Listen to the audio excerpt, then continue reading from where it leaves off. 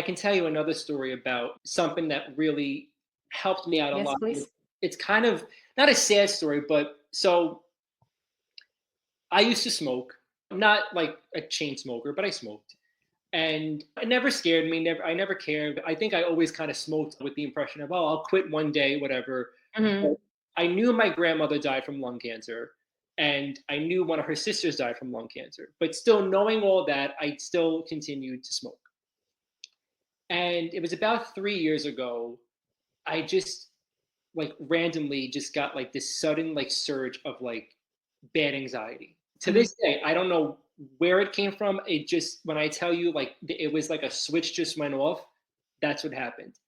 And I Mhm. kept getting these feelings of like smoking and lungs and health and this and that. And I started freaking myself out. And I was like, oh my God, I'm gonna get sick. I'm gonna get sick. So I quit smoking that day. Mhm. And I kept getting these feelings and I kept it like anxiety, like it's really like a domino effect because it's like that one anxious thought comes to your mind. And then in my case, I just like spiraled and it just went out of control. And I'm talking Mhm. like it like changed the person that I was. Like I remember just I was so quiet. Like I was just so engulfed in this negative thinking that I couldn't shake it. I wasn't working at the time. So it was like I would wake up, first thought that came to my head was my usual anxiety, and it would just stay with me until the minute I went to sleep. And it was all day, every day. And this went on for Mhm. like months. And finally, my mom was like, you need to stop. She's like, you're being ridiculous. You're fine. Then I was panicking that something was going to happen to her. She's like, I'm fine. Mhm. So again, she's like, I want you to sit down and I want you to practice and I want you to see where these messages are coming from because I had in those months that I was struggling with my anxiety, I really stopped practicing. Again, I wasn't reading to the public, but I had stopped practicing and doing my own exercising for this because I was just so like fearful. Mhm. But I sat down and I actually sat down with my mom and got my pencil, I got my paper, and I started to write and I started to get my messages.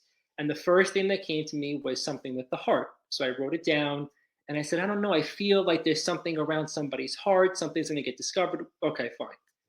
Then it led to the chest. And I says, well, I feel like something's going to be discovered from this heart, whether it's lung, it's something in the chest Mhm. area.